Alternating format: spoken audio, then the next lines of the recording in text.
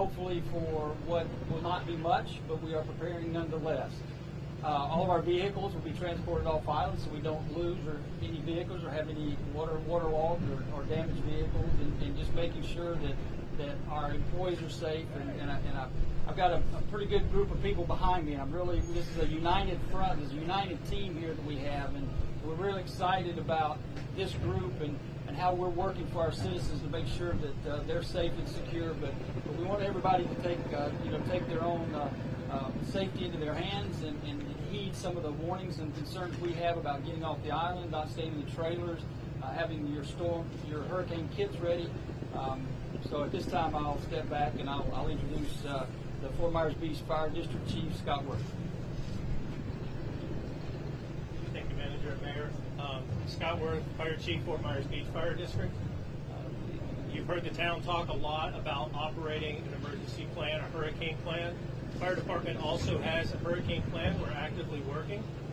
If this sounds familiar, it's because all of the media agencies have continuously pointed us towards the resources available through Lee County Emergency Management, the town's websites, our media websites, and we're also preparing. Up until this morning, we were preparing for a minor event, and the thing about a hurricane plan is it has to be dynamic. The information is changing constantly, as you know, and in the information starting this morning was the potential for a major storm, Cat 3 storm.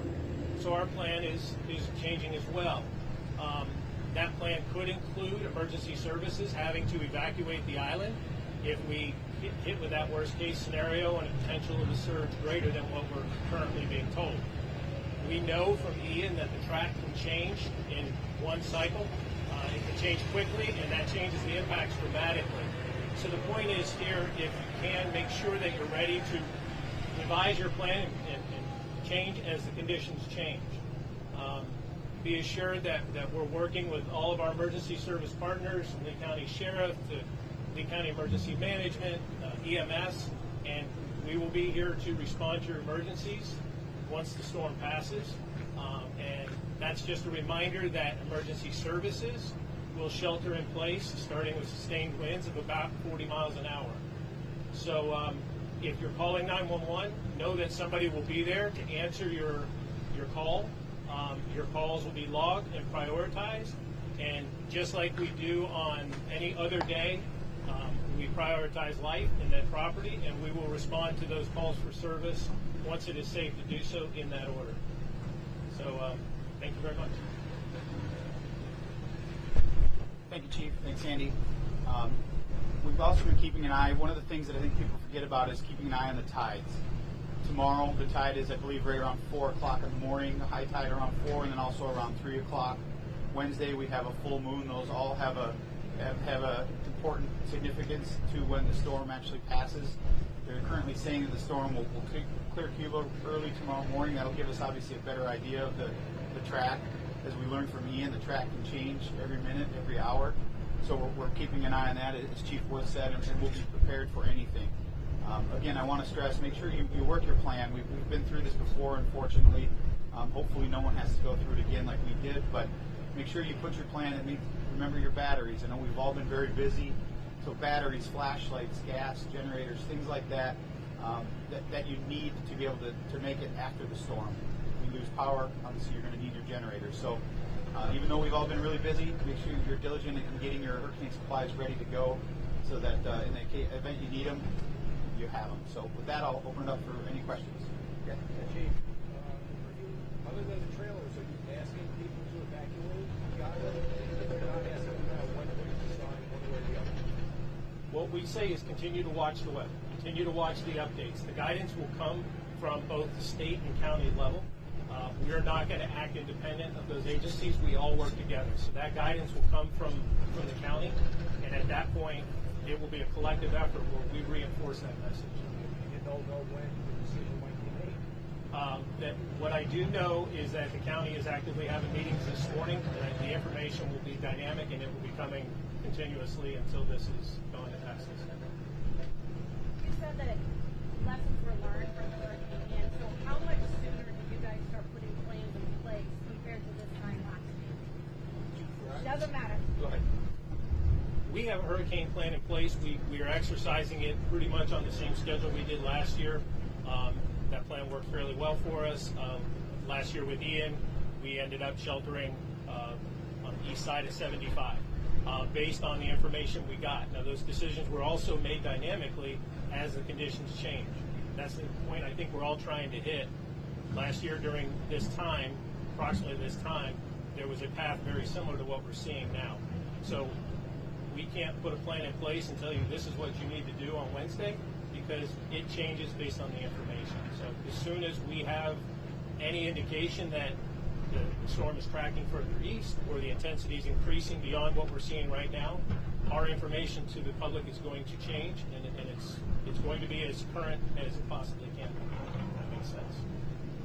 If the cone shifts and Fort Myers Beach lands in the cone, can and will FMB issue an evacuation order?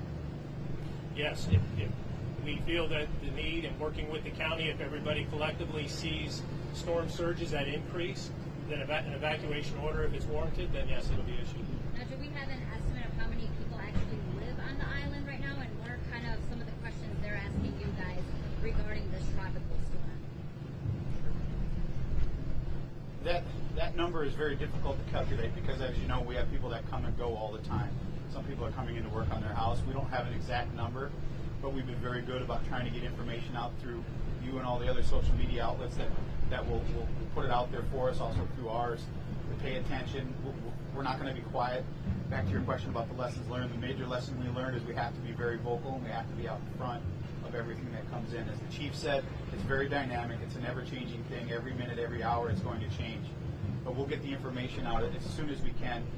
The other part of your question is, we see people on the streets. Every one of my fellow council members, myself, the staff, Andy, our operations director, we're all out on the streets every single day and talking to our residents, even before the storm. So, we talk to them to figure out what it is they didn't like or what it is we can do better. We take those, we come back. We've been having roundtable discussions with the fire district as well as the county sheriff's office and our staff as to what we're going to do should this come up. And as the chief said, we're working our plan. We know where we had to get better. We're implementing those things now, but we'll be prepared. And if it does come to the time where we have to issue an evacuation order, you'll know about it as soon as we do.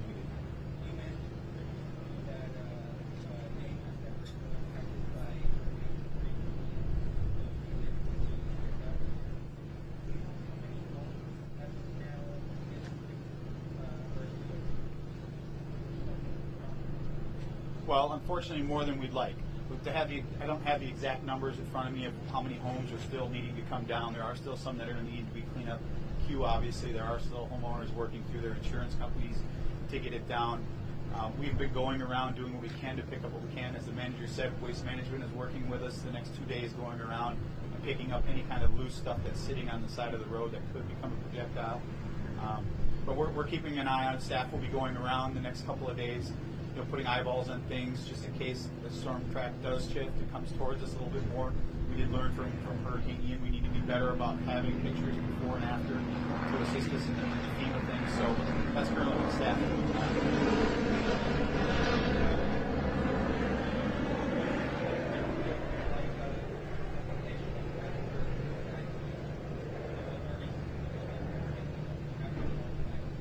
Well, as the chief said, we're keeping an eye on it every hour. Most people standing up here probably won't sleep for the next 48 hours because we're constantly watching and seeing the updates, as many of the people at home are watching. As I said earlier, it's important to keep an eye on the tides, and when that storm is going to pass, if it does turn a little more to the east, obviously that means a lot to our barrier island and our sister Sanibel Island just north of us a little bit. So it's a minute-to-minute, hour-by-hour thing, and as soon as we know or as soon as we feel that it's important for everybody to get off the island, that you'll be the first to know. But again, I want to go back to if you're in an unsafe structure, which trailers are safe, but not with high winds or potential flooding. We want you to get out of those as soon as you can. This is eerily similar to last year. The Monday we were taking these press conferences, and obviously turned to hit us bad on Wednesday. What is the biggest piece of advice that's popping to any of the top of your heads right now, sitting behind that podium, or viewers or people who are watching this right now, our neighbors? What's the biggest piece of advice that you can give right now? Don't be complacent. If we learned anything from Ian, I think Irma led us all down the path of being complacent, thinking, well, it can't be us. but we learned we were wrong. We can control a lot of things. We can control evacuations. We can control product that we need to get out there. We can control getting support to people that need it, but we can't control Mother Nature. So don't be complacent. Don't get relaxed. It hasn't even been a year since we got hit last time, so we're very diligent about paying attention. Just keep an eye on it. Do your research. Work your plan that you have in place for you and your family. And if you need to leave, if you feel like you need to leave, then certainly don't wait for us to advise you to.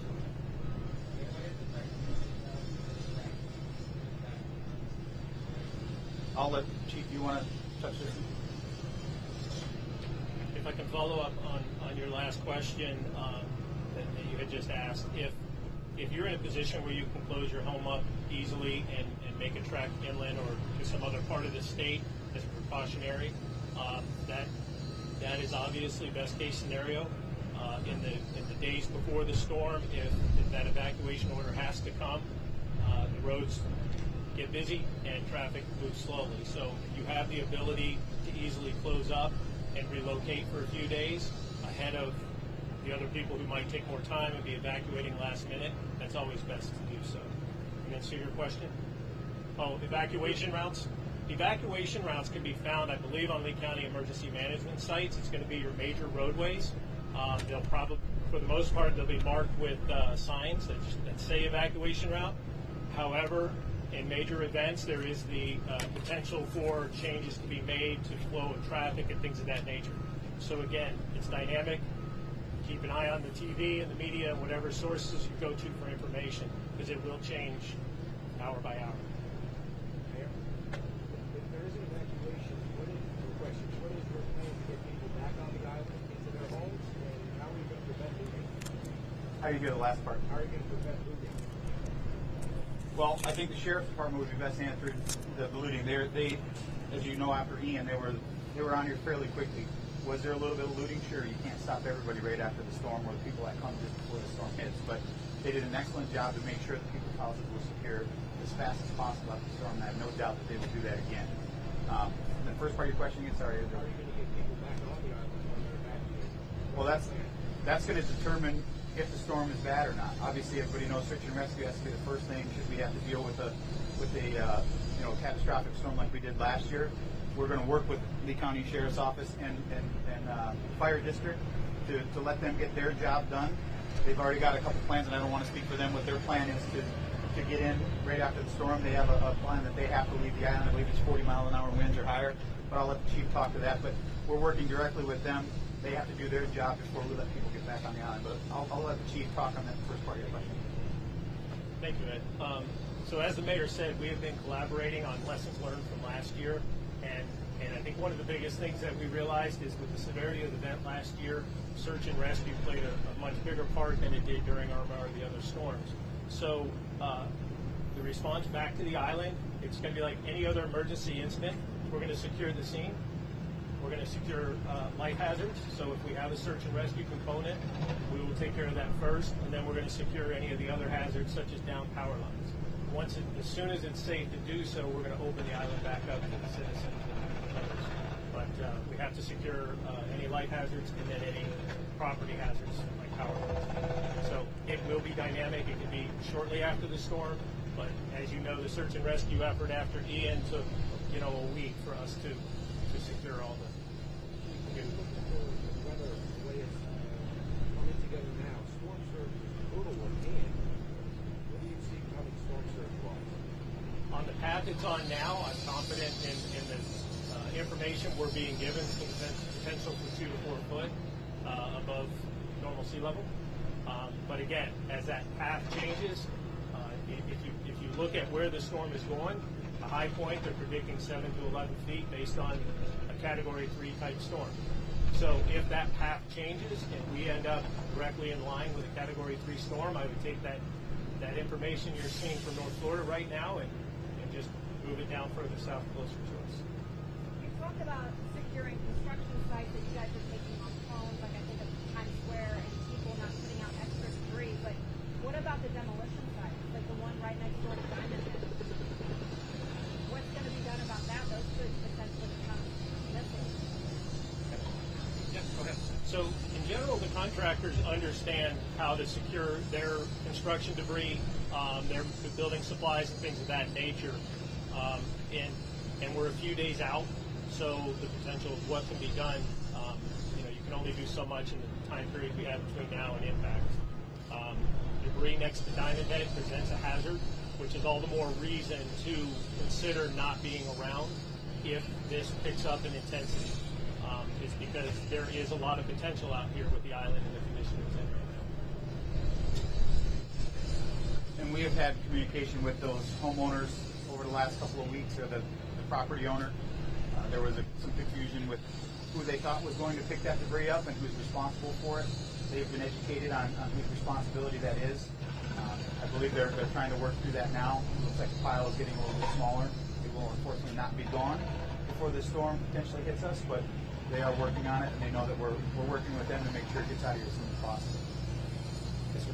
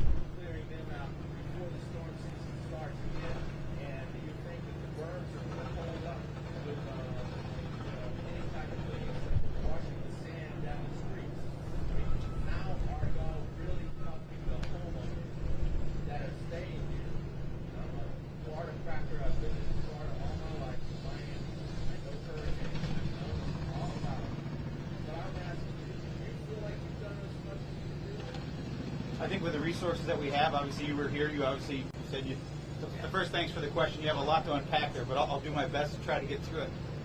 The emergency burn, do we think that's going to help? Absolutely. Without having it there, you'd be open to any kind of storm surge. So I think that will be there to help. Could it be possibly washed away? Sure. But its job is to protect the coastline, and that's what it's there for. And we think that will help. Chad and his staff worked really good with the county and the state to make sure that got done as fast as they could through the FEMA emergency funding to get that done. You know that we're working on the beach renourishment that'll hopefully start later this year, early next year. Just waiting on some permitting.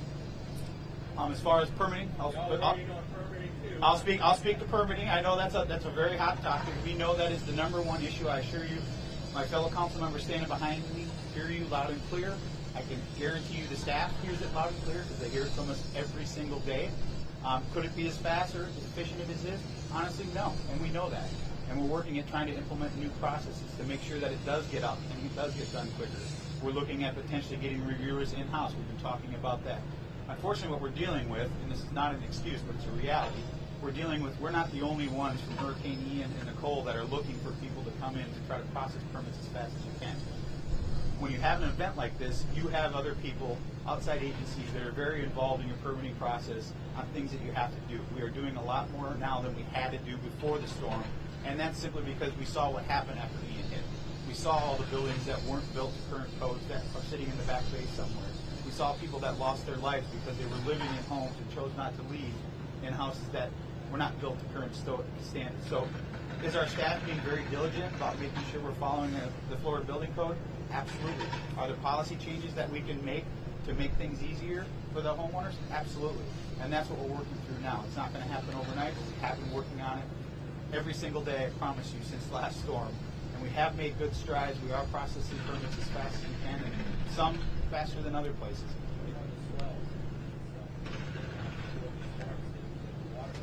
You talking about the scouring, or are you talking?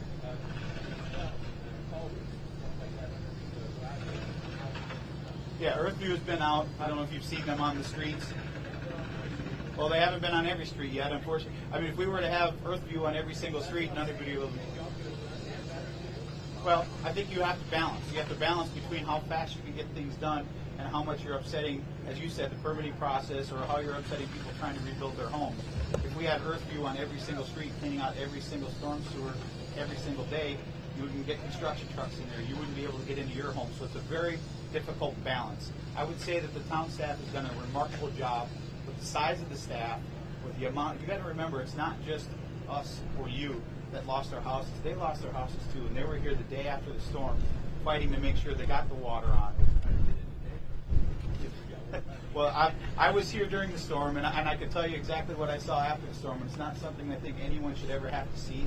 So the fact that these people and some of the staff saw a lot of the same things that I had to see, some of the things first responders see all the time that no one should ever have to see. Yet they showed up for work every single day, and they're doing the best they can. And I can tell you, staff, myself, and my fellow counselors, I will speak for them, which I normally never do. We know what the problem is. We're working on it as best we can, and you will see changes. Yes, ma'am. Clearly, none of us knew exactly how bad this was going to impact us last year in September.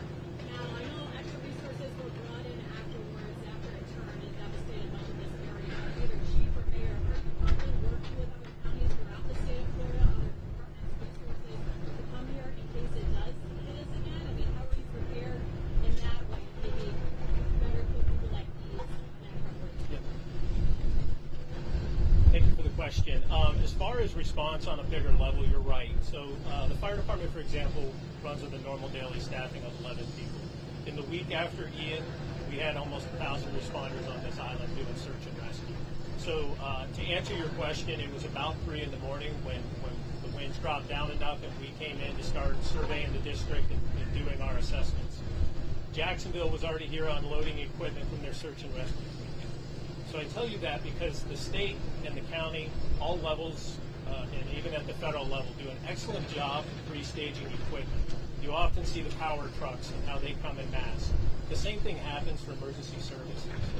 So if the storm should point our way, those resources will be pre-staged in the safest location as close as possible so they can be deployed as quick as possible. So, and that includes anything from emergency service response to all the heavy equipment, the power companies, and everything that goes that's involved with getting, community back in service. Miami-Dade was in here in the weeks after the storm, putting water lines in, and just doing things that, wouldn't typically happen with a 1-week turnaround. So I hope I answered your question, but those resources are pre-staged. These plans are worked often at all levels, and the resources we need should that event, should we get a direct hit, those resources will be here again. You are in talks with other resources departments. Absolutely, yes. Yeah. People watching ask questions. Food trucks need to be evacuated. Hold on. What about the hurricane plans? How often can we get them? We are going to have more press conferences. Where and when? I'll let you talk on the passes. For the food trucks or anything that is temporary or movable, should get out of the way of the weather. So I would say if you can pack it up and move it out, pack it up and move it out. Last thing you want to do is leave it here, let it get destroyed, and you have to start all over again. So I hope that answers the question on that. On the passes, yeah, I'll let Adrian. For the last month, we've been issuing hurricane passes for reentry. We've had a huge success with that. We've mailed some out to residents who aren't in town right now. We fully expect and hope that if you leave, you take those passes with you. But in the interest that maybe you didn't, we'll be set up at the Walmart over on Summerlin, I believe the road is, and we'll have employees there that can help you get back on. So we really encourage you to, if you leave, and I would suggest that would be a good thing to do, because again, like she said, we don't know what this one's going to do. I would take those passes with me because that just makes it easier when you come back and you don't have to turn around in the line and go back, which frustrates everyone. Our staff has been working diligently since I got here in May on our emergency response and on what we can do and on our plan, and working with the County Sheriff's Office and the Fort Myers Beach Fire Department, and also in constant contact with the Florida Department of Emergency Management, Governor's Office. We just do that, and managers, we talk to each other. I'm going to talk to the Lee County administrators after this meeting. So we do continually reach out to each other, and mutual aid is available for both of them, and it is used very well. We are constantly reviewing our permitting process and trying to be new and improved and have the latest, greatest, but it's efficiency that we're looking for. And when you have something that happened like this that happened here, we have 1,008 homes that are no longer here. And then 96, 97% of the structures are damaged. So that's a lot. That's all of a sudden you go from, a small number to astronomical numbers. And so that's a lot for anybody, especially a town this size.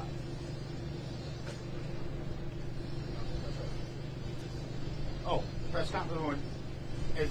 Obviously, we'll be monitoring the storm like everybody else. I'm sure your viewers are monitoring as well. As there is a need to make changes, we'll have a press conference as needed. But we're not having anything scheduled at this point. As we get information from other agencies, we'll be sure to update it. And if we have to have another press conference, we certainly will. We're hoping it would be here. If we have to have it at Walmart, we're having a whole other conversation. So if we have another one, we will certainly shoot to have it here in the same location. But if it strengthens faster or moves faster, we have to adjust. We're certainly ready to do that. Mayor, on just the human side of this for our neighbors here, you saw the devastation. Talking about this today? No. I mean, there's not a one of us that didn't know what we could potentially be signing up for when we decided to stand here and be, on the council. So, everybody goes through different stages of grieving, and we saw that immediately after the storm. I think we're all at that point now where we've gotten over that first part of it. We're trying to rebuild our lives. We certainly have heightened senses when it comes to storms like this. We know where we live. We know what to expect now, obviously. And I think our residents will be prepared, as well as everyone behind me is prepared to do what we have to do as fast as we have to do it. But personally, I'm fine. I mean, I'm fine. You certainly think about it. We all have the same days where, you're sitting at home and it's a lot to unpack and there's a lot of pressure and there's a lot of things. But you're not doing this because it's easy. You're doing it because it's the right thing to do. And I think we're all ready. Should we have to answer the bell again? Hopefully nobody has to. I'm really hoping that we never have to worry about this again. But we're ready. Anything else? All right. Thank you all for coming. Have a good day.